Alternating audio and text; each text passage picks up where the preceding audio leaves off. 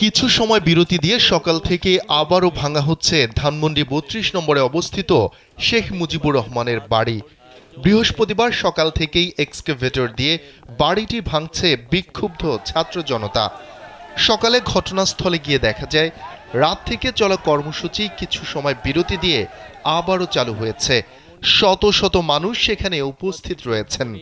সকাল ৮টা ৪০-এর দিকে ছাত্র জনতা বাড়ির আঙিনায় থাকা একটি নারিকেল গাছ এক্সকেভেটরের সাহায্যে ফেলে দেয়।